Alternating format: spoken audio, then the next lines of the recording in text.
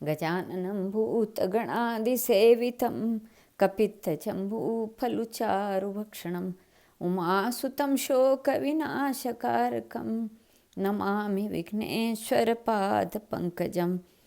गणेश जी द्वारा राजा जनक के दानशीलता जनित अभिमान का मर्दन। कौंडिन्य बोले, हे देवी, किसी समय गजानन गणेश जी सुखासन में बैठे हुए थे। उसी समय नारद मुनि उनका दर्शन करने के लिए आए। उन्होंने साष्टांग प्रणाम कर कहा, हे गजानन, हमारा जन्म सफल हो गया। जो पुण्य समूहों के फलस्वरूप आपका दर्शन हुआ। तब महाभाग गजानन ने उन महान भाग्यशाली महामुनि नारद जी का हाथ पकड़कर आसन पर बैठाया। गणेश जी द्वारा किए हुए उस सत्कार से मुनिश्रेष्ठ नारद जी प्रसन्न हो गए।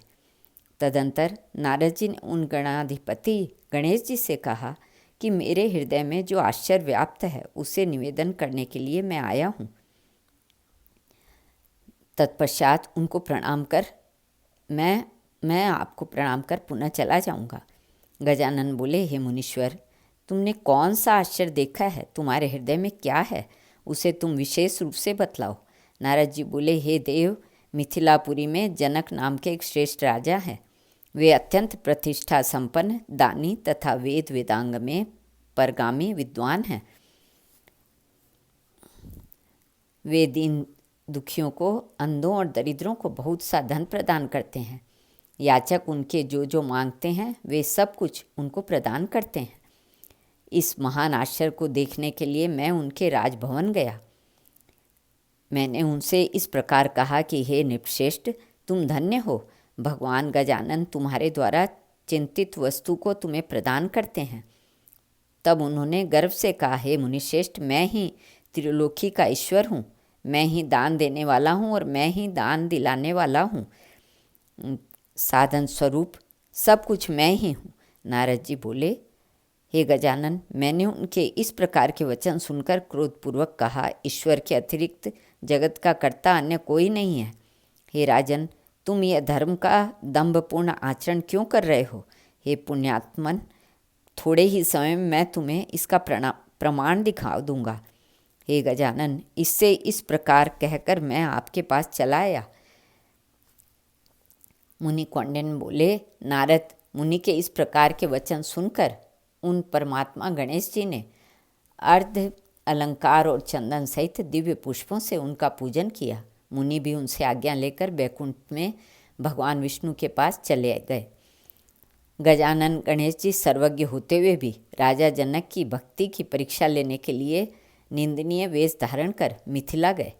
उनका अमांगलिक शरीर अनेक प्रकार के घावों से संयुक्त था। राजभवन के द्वार पर पहुंचकर द्वारपालों से बोले, हे दूतों, राजा से जाकर निवेदन करो कि मैं वृद्ध भूखा ब्राह्मण अतिथि इच्छानुकूल भोजन की आकांक्षा से आया हूँ। उन दूतों ने उनके इस तरह के वचन को सुनकर राजा जनक के पास जाकर उन वचनों को वैसे ही कह सुनाया। तब वे राजा जनक दूतों से बोले, हे दूतों, उन्हें ले आओ। वृद्ध ब्राह्मण को देखकर राजा जनक ने मन में विचार किया कि क्या मैं ये स्वयं परमात्मा ही हैं जो मुझे छलने के लिए ऐसा रूप धारण करके आए हैं। यदि मेरा पुण्य होगा तो मैं इनको मनोवांछित समाधान करूँगा, नहीं तो जो कुछ भविष्य में होने वाला है वह अन्यथा नहीं होता। ब्राह्मण बोला, हे राजन, चंद्रमा की किरणों के सदृश तुम्हारी उज्ज्वल कीर्ति सुनकर मैं यहाँ आया हूँ। मुझे भोजन प्रदान कीजिए। मैं चिरकाल से अत्यंत क्षुधित हूँ। हे नरेश्वर, जब तक मेरी तृप्ति न हो जाए तब तक अन्न प्रदान करते रहिए। इससे तुम्हें 100 यज्ञ करने का पुण्यफल प्राप्त होगा। राजा ने उन्हें अपने राजभवन के भीतर ले जाकर उनका सम्यक प्रकार से विधिवत पूजन किया। स्वादिष्ट अन्न का परिवेषण किया। जो भी पका हुआ चावल उनके सामने परिवेशित किया गया, उस सब का वे भक्षण कर जाते थे। तदंतर संपूर्ण ग्रामों और नगरों से घरों तथा भूमि के नीचे दबाकर रखे गए समस्त धान्य को उस सर्वभक्षी द्विज रूपी अतिथि पुरुष के सम्मुख लाकर डाल दिया गया, परंतु उन धान्यों को खा लेने पर भी उसे तृप्ति न हुई। तत्पश्चात दूतों ने राजा से कहा कि धान्य भी कहीं नहीं प्राप्त हो रहा है। दूतों के इस प्रकार के वचन सुनकर राजा जनक के मुख नीचे कर लेने पर वे ब्राह्मण देवता स्वस्ति कहकर वहाँ से चले गए। वे तृप्त नहीं हुए थे, अतः घर घर जाकर अन्न दीजिए ऐसा लोगों से कहने लगे। इन पर लोगों ने उनसे कहा, हे ब्राह्मण, हम सबके घर का सारा धान्य राजा ने मंगवा लिया। उस संपूर्ण धान्य का आपने भक्षण कर लिया, इसलिए अब आपकी जहाँ रुचि हो वहाँ आप जाइए।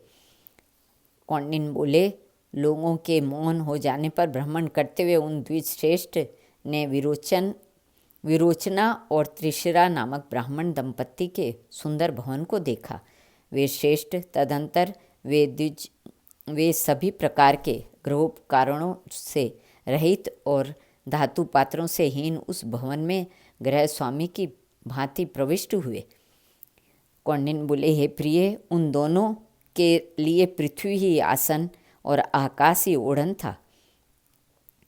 द्विज दंपत्ति के द्वारा अनन्य भक्ति भाव से गणेश जी की द्विज दंपत्ति के द्वारा अनेक भक्ति भाव से गणेश जी की मूर्ति की पुष्पों और पल्लवों से पूजा की गई थी तथा वे दोनों उनकी भक्ति में निरत थे।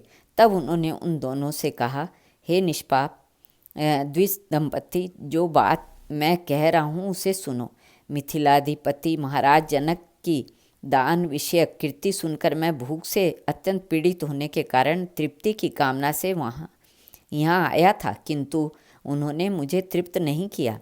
दंभपूर्ण कार्य से सत्व धर्म की रक्षा नहीं होती। तुम्हारे घर में मेरे लिए कुछ तृप्तिकर हो तो दो। राजा जनक दंपत्ति बोले, राजा जनक जो चक्रवर्ती सम्राट थे, जब वे आपकी तृप्ति न कर सके तो हम दोनों दरिद्र आपके तृप्ति कारक क्या दे सकेंगे। द्विज रूपधारी गणेश जी बोले, भक्तिपूर्वक दिया हुआ अत्यंत अल्प पदार्थ भी मुझे बहुत तृप्ति प्रदान कर देने वाला होता है, इसलिए जबकि बिना भक्ति के अथवा दिखावे के लिए बहुत अधिक मात्रा में दिया हुआ भी व्यर्थ होता है। उन दोनों द्विज दंपत्ति ने कहा, हे द्विज श्रेष्ठ, हम शपथपूर्वक कहते हैं कि हमारे घर में कुछ भी नहीं है। गणेश जी की पूजा के लिए हम लोग प्रातःकाल दुर्वा अंकुर लाए थे। हमने उनसे गणेश जी की पूजा की थी। उन्हीं में से एक दुर्वा बची हुई है।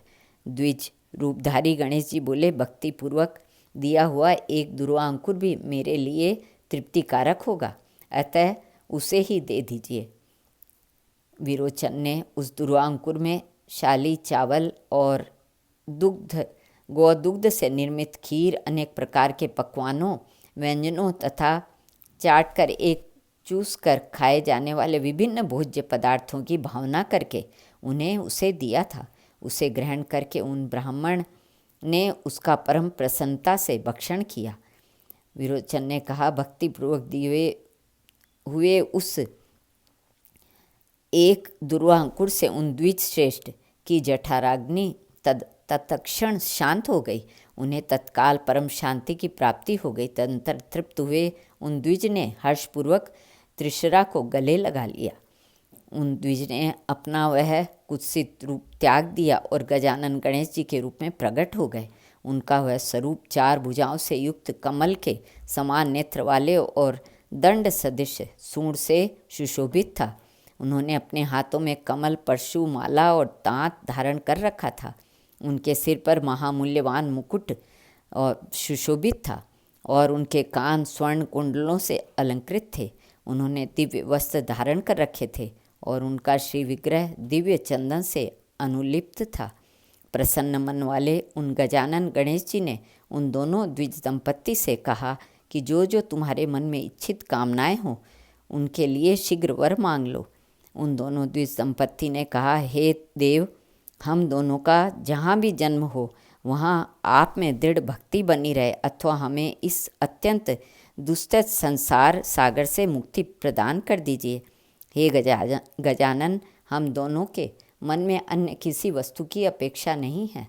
कौंडिन्य मुनि बोले, हे प्रिय, उन द्विज दंपत्ति के इस प्रकार के वचन सुनकर गजानन गणेश जी ने तथास्तु कहा और प्रसन्नतापूर्वक अपने भक्त त्रिशरा का पुनः आलिंगन करके अंतर ध्यान हो गए।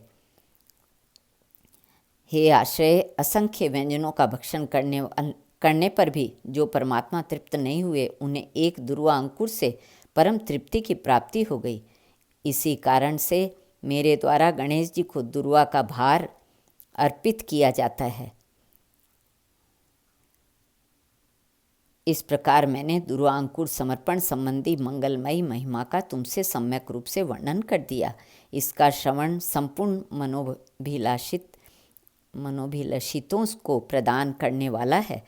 जो इस आख्यान को भक्तिपूर्वक सुनता या सुनाता है, वह इहलोक में पुत्र, धन एवं मनोभिलषित वस्तुओं की प्राप्ति करता है और परलोक में भी आनंदित रहता है तथा गणेश जी की भक्ति प्राप्त करता है।